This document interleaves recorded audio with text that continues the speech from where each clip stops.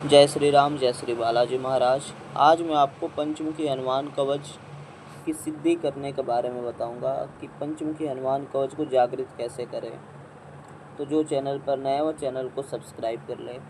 जो हनुमान जी का कोई सा भी कवच होता है वो पहले से सिद्ध होता है, लेकिन उसको उसको जो जप रहा है, जो व्यक्ति उसका पाठ कर रहा है, उसको सिद्ध होना ज़रूरी है। पाठ स्वयं में सिद्ध है, लेकिन खुद को सिद्ध करने के लिए उसका हमें पाठ करना पड़ेगा, तब जाके वो सिद्ध होगा। तो हमें कितना पाठ करना पड़ेगा कि वो सिद्ध होगा? देखो, पंचमुखी हनुमान कवच को सिद्ध करने के लिए अगर आपको एक दिन में करना है तो होली, दिवाली, ये जो कुछ दिन होते हैं ना, इनमें आप एक दिन में सिद्ध कर सकते हो। लेकिन आप इसका अनुष्ठान करके भी इसको सिद्ध कर सकते हो। और एक पंचमुखी हनुमान जी की कृपा पाने के लिए भी आप इसका रेगुलर भी पाठ कर सकते हो। और सिद्ध करने के लिए आपको क्या करना है आपको 41 दिन की साधना करनी पड़ेगी पंचमुखी हनुमान कवच की।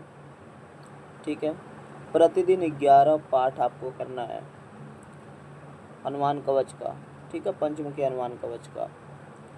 जैसे मान लो मंगलवार से आप शुरू कर रहे हो, तो आपको क्या करना है, घर में पंचमुखी हनुमान जी की तस्वीर, वहाँ पे धूप दीप जो आप डेली पूजा करते हो आपको वैसे करना है।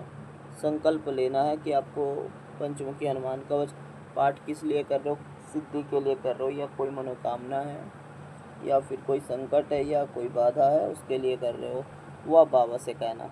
ठीक, उसके बाद आपको 11 कवच का पाठ 41 दिन करना है। इसके बाद वो आपको कवच सिद्ध हो जाएगा।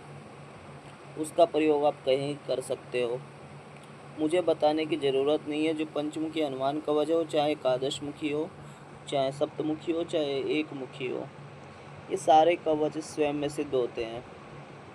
बस इसको जागृत करने के लिए इसका पाठ करना पड़ता है, इसका हवन करना पड़ता है। ठीक है, तो आप इस कवच का पाठ करना। पंचमुखी हनुमान कवच की किताब मिल जाएगी, नहीं तो डिस्क्रिप्शन बॉक्स में मैं डाल दूँगा, वहाँ से करना। लाल आसन का प्रयोग करना है। ठीक है, लाल वस्त्र पहनना है और हनुमान जी के मंदिर में जाना है। आपको 41 दिन रेगुलर मंदिर में जाना है। अगर आसपास मंदिर नहीं है तो कोशिश करना मंगल शनिवार को मंदिर में जाने की। और ब्रह्मचर्य का पालन करना है। ब्रह्मचर्य खंडित होगा तो ये वाली साधना खंडित हो जाएगी आपकी। ठीक है, जैसे आप होटल में जाते हो तो आपको बना बना खाना मिल जाता है, ऐसे ही कवच है, वो बना के रखा गया है। पढ़ोगे तो वो कृपा मिलेगी आपको, लेकिन सिद्ध करने के लिए उसका पाठ करना पड़ेगा। ऐसे ही घर आपको खाना बनाना पड़ता है तब खाते हो, वैसे ही है, उसमें आपको मेहनत करना पड़ेगा। ठीक है, और अच्छे से ध्यान देना पड़ेगा और बाबा पे भरोसा रखना पड़ेगा। और नियम परहेज पे ध्यान दोगे और पाठ करोगे तो निश्चित रूप से सिद्ध होगा। और पंचमुखी कवच का पाठ करने में और 41 दिन जब आपका पूरा हो जाएगा तो कम से कम 11 जो है 11 कन्या खिला देना, 11 कन्या भोज कराना। ठीक है, हलवा पूड़ी। ठीक, और लास्ट दिन किसी ब्राह्मण से हवन करना या खुद से भी हवन कर लेना। और कवच का ही हवन करना, एक कवच का हवन करना तो आपको ज़रूर सिद्ध होगी। लास्ट दिन करना चाहे और डेली भी एक हवन करना। बाकी इसकी मैंने तो विधान आपको बता ही दिया कि कैसे करना है। चमेली के तेल का दीपक जलाना है। ठीक है, किसी तेल का नहीं, चमेली का तेल का दीपक जलेगा। और डेली आपको मंदिर जाना है। और कृपा चाहिए तो आप प्रतिदिन हनुमान कवच का पाठ करो। इसके लाभ क्या क्या है, आपको किसी की भी बुरी नज़र नहीं लगेगी, तंत्र बाधा से मुक्ति मिलेगी।